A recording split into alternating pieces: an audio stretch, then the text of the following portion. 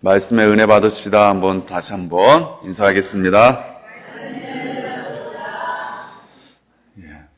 오랜만에 이렇게 또 주일 낮 예배 강단에 서니까 굉장히 또 떨립니다.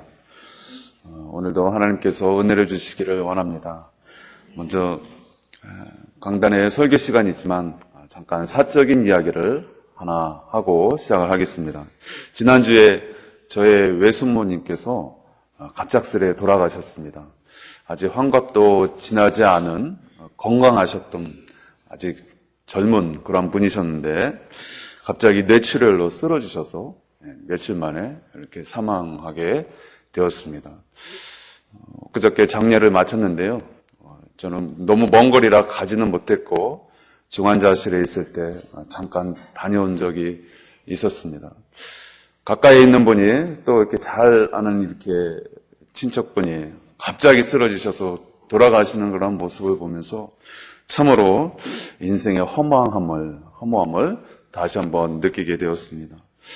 돌아가신 분도 돌아가신 분이지만 남겨진 가족들, 또 외삼촌 아직도 한참이신데 어떻게 지내실까 생각을 하니까 참으로 여러 가지 만감이 교차하였습니다. 오늘 그와 같은 인생에 있어서 어떻게 보면 천천벽력과 같은 그러한 일을 만난 한 가족, 한 사람이 있습니다. 바로 오늘 본문에 등장하는 욥이라는 사람입니다. 이 사람은 우스 땅이라는 곳에서 살았는데요. 그는 동방의 의인이라 일컬어질 정도로 굉장히 신앙적으로 거의 완벽한 자였다라고 성경이 소개하고 있습니다.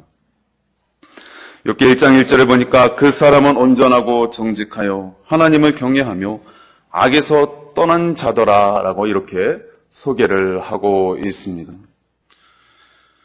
우선 그는 아들 7과 또 딸 3을 둔 행복한 가정의 한 가정이었습니다. 그의 가정은 남부러울 것이 없었고 늘 웃음꽃이 만발한 그러한 가정입니다. 그의 소유는 또한 대단히 많았음을 성경이 증언해주고 있습니다.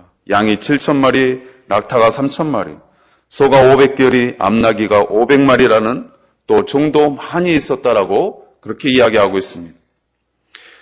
또 오늘 이 욥기 기자는 그를 가리켜서 동방 사람 중에서 가장 모범이 되고 훌륭한 자다라고 소개를 하고 있습니다. 뿐만 아니라 그는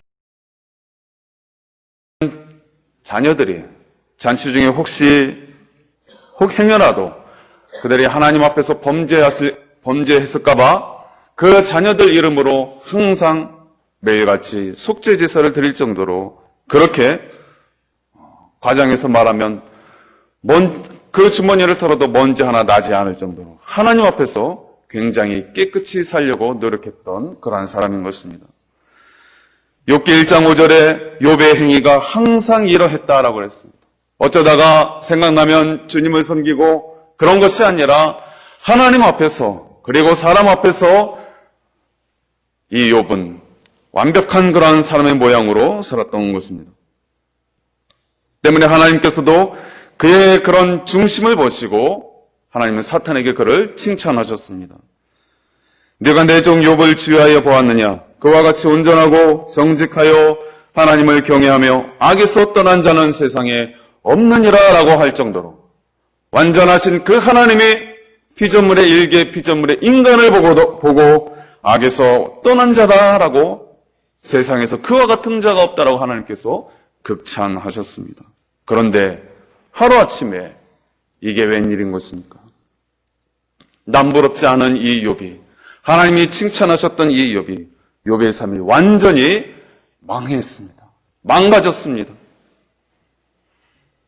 그렇게 완벽한 것 같던 그의 삶이 미처 손쓸 새도 없이 처참하게 무너졌음을 성경이 증언해주고 있습니다. 그 누구도 따를 수 없는 훌륭한 자로 자태가 공인했던 그가 아주 비참한 처지가 되었던 것입니다. 갑자기 그의 모든 재산을 잃었습니다. 그의 아들과 딸들도 잃었습니다. 종들도 잃었습니다. 모든 재산을 잃고 그는 거리에 난질 수밖에 없는 신세로 전락했던 것입니다. 도대체 왜, 무엇 때문에 욥이 하루아침에 동방의 의인이라 일컬어졌던 그가 왜 이렇게 망하게 되었습니까? 별 이유가 없었습니다. 욥의 잘못이 없었습니다. 욥의 잘못된 행동이 없었습니다. 잘 하다가 한 번 잘못해서 넘어진 것도 결코 아니었습니다. 도저히 이해할 수 없는, 우리의 상상으로, 우리의 생각으로 이해할 수 없는 일이 지금 욥의 가정에 지금 벌어진 것입니다. 사실 우리도 우리의 삶의 자리에서 느닷없이 까닭없는 고통이 우리에게 찾아온다고 한다면 얼마나 힘들고 얼마나 고통스럽겠습니까? 까닭없는 고통, 우리가 이유가 있다라고 한다면, 나의 허물과 실수와 죄악 때문에 고통이 왔다라고 한다면 그래도 참을 수 있습니다. 이해할 수 있습니다. 견딜 수 있습니다. 그러나 아무리 생각해봐도 내가 죄를 지은 것 같지 않은데, 우리의 자녀들이 잘못한 것 같지 않은데, 실수한 것 같지 않은데, 아무런 이유가 없는 것 같은데 나에게 이런 고난이 왔을 때 그거보다 힘든 사실이 없다는 것입니다. 욥에게 잘못이 무엇입니까? 오늘 이 욥이 어떻게 해서 이렇게 쫄딱 망하게 되었습니까? 그 원인을 굳이 찾으라고 한다면 그 원인은 하나님인 것입니다. 하나님과 사탄의 대화를 통해서 이러한 일들이 벌어졌던 것입니다. 하나님은 이 욥에게 그러한 고난을 허락하셨던 것입니다. 욥기 1장 12절에 내가 그의 소유물을 다 내 손에 맡기노라. 다만 그의 몸에는 손을 대지 말지니라. 욥의 몸에만 손을 대지 말고 다 깡그리 부셔라. 네 마음대로 해봐라. 하나님이 허락하셨습니다. 당사자인 이 욥과는 아무런 상관없이, 욥의 의견에 상관없이 이러한 절망적인 일이 그에게 발생했던 것입니다. 그런데 아무 이유도 없이 닥친 그 절망적인 상황 속에서 오늘 이 욥이 이 고통 가운데서 그의 신앙이 빛나고 있습니다. 그가 뭐라고 지금 고백하고 있습니까? 욥기 1장 21절에 보니 이르되 내가 모태에서 알몸으로 나와 싸운즉 또한 알몸으로 그리로 돌아갈지라. 주신 이도 여호와시요 거두신 이도 여호와시오니 여호와의 이름이 찬송을 받으실지니라. 성도 여러분, 놀랍지 않습니까? 남의 이야기라고 그럴 수 있겠구나 이렇게 치부하십니까? 당장 이러한 일들이 나에게 닥쳐보십시오. 이러한 고백이 내 입술에서 쉽게 나올 것 같습니까? 욥은 하나님께서 자기의 삶을 주관하는 분이라고 그렇게 그 고통 가운데서 쫄딱 망한 가운데서 도리어 고백하고 있습니다.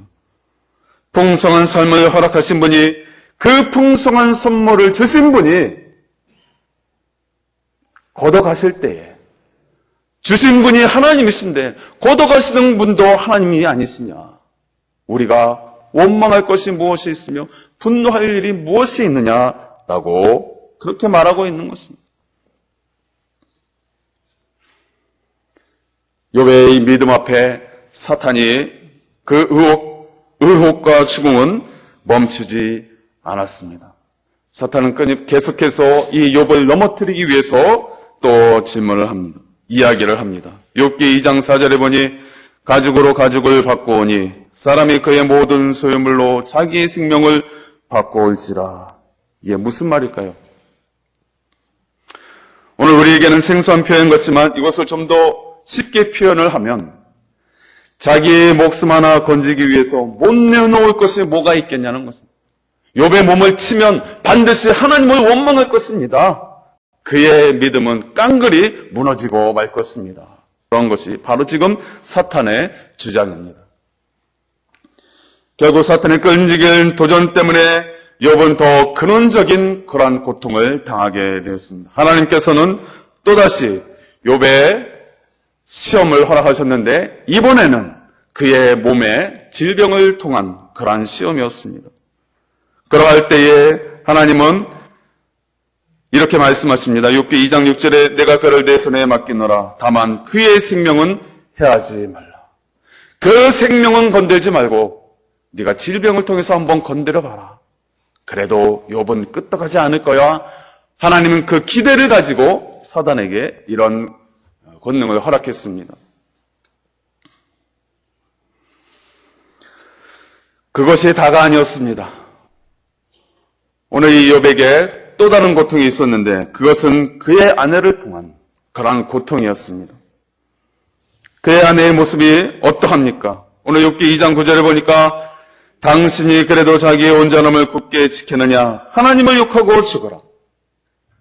온몸에 악창이 나서 기압장으로 그의 몸을 긁고 있는 그 욥을 보면서 당신이 그러고도 하나님을 찬양하느냐? 하나님을 욕하고 죽으라 라고 이렇게 원망하고 있습니다. 그 이야기를 들은 욥이 마음이 어떠했겠습니까? 우리는 쉽게 이 욥의 아내가 말하는 이 불신앙의 말을 단정지어서 비난할 수 없습니다. 그녀의 말 속에서 우리는 우리가 겪는 고통의 경험과 매우 유사하다는 그러한 경험을 우리는 내포하고 있음을 알 수가 있습니다. 극히 무례한 그러한 질문 같지만 어처구니 없게도 우리도 이 욥의 아내와 같은 그러한 원망과 조소 섞인 그런 푸념을 할 때가 많이 있음을 우리는 봅니다. 삶의 모든 토대가 완전히 부서진 그 마당에 믿음이라는 것이 무슨 의미가 있겠습니까? 솔직히 말해서 우리 중에도 이 욥의 아내의 말에 동조하는 그런 분이 있을 수도 있습니다. 감히 우리가 내뱉지 못하는 그런 말을 지금 욥의 아내가 하고 있다라고 할 수 있습니다. 당신이 지금 뭘 잘못했어? 당신이 예배를 안 드렸어? 예물을 안 바쳤어? 하나님 앞에 온전한 믿음의 삶을 살지 않았어? 그 잘난 믿음 때문에 지금 당신이 고난받고 있는 거야. 이런 마당에 하나님을 찬양하라고? 웃기지 말고 그냥 죽는 편을 택해. 어떻게 보면 맞는 말 같습니다. 하나님께서도 이토록 불순한 이 욥의 아내의 말에 뭐라 토를 달지 않으셨습니다.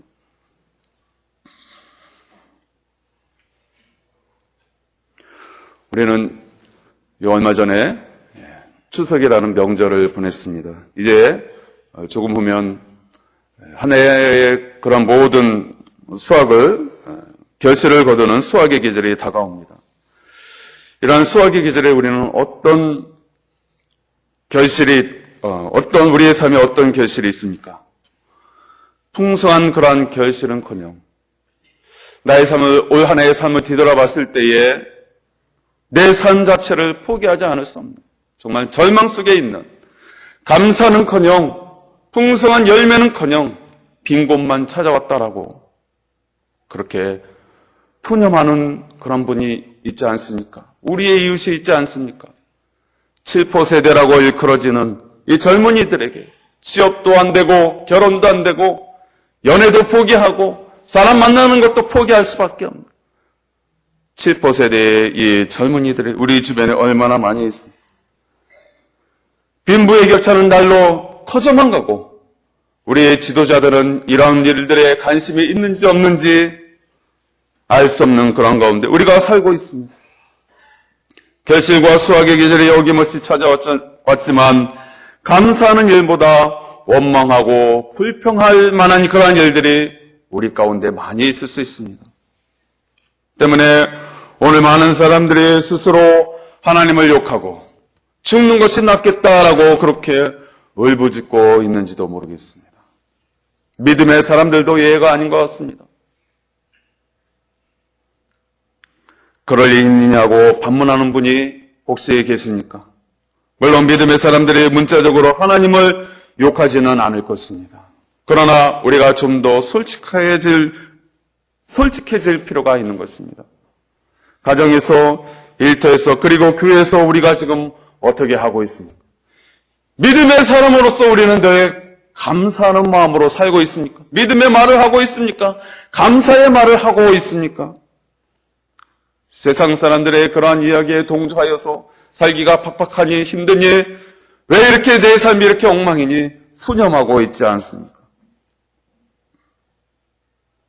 내가 해야 할 말은 어떠한 상황 가운데서라도 감사해야 하고 믿음의 본을 보여야 하고 세상 사람들에게 살아계신 하나님을 드러내도 함에도 불구하고 내 삶이 점점 궁핍해지는 그러한 모습 속에서 세상 사람들과 동조하여서 세상을 힐난하고 비판하고 지도자들을 욕하고 하나님에 대해서 직접적으로 욕을 하고 있지 않지만 내가 하나님 앞에 얼마나 그렇게 열심을 다했는데 하나님 나에게 그럴 수 있느냐라고 우리는 속으로 이 욥의 아내와 같이 말할 때가 얼마나 많이 있었습니까? 그러한 이야기를 이 욥이 들을 때에 그의 가슴이 처참하게 무너지는 그러한 가슴을 안고 욥이 그의 아내에게 한마디 일침을 가하고 있습니다. 욥기 2장 10절에 보니 그대의 말이 한 어리석은 여자의 말 같도다. 우리가 하나님께 복을 받았은즉 화도 받지 아니하겠느냐. 하나님을 창조주라 고백하는 그 믿음이 무엇입니까? 우리의 삶은 전적으로 하나님께로부터 받아 누리는 것이라는 고백인 것입니다. 우리에게 복을 주시는 그 하나님, 우리에게 화가 임한다 할지라도 우리는 푸념할 수 없는 것입니다.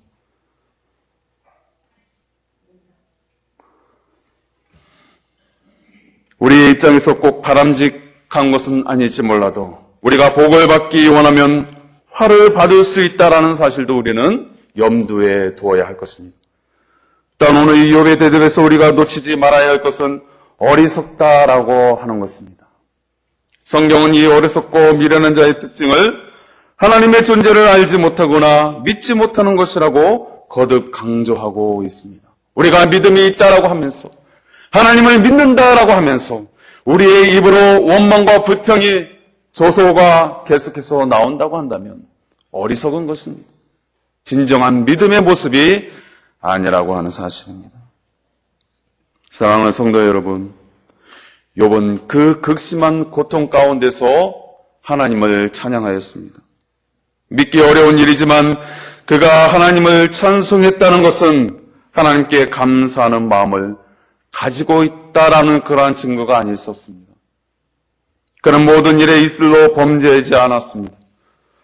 오늘 우리도 주님께 감사하며 찬송하며 예배할 때에 우리는 이 마음을 잃지 말아야 합니다. 이 욥의 믿음을 우리도 간직해야 할 것입니다.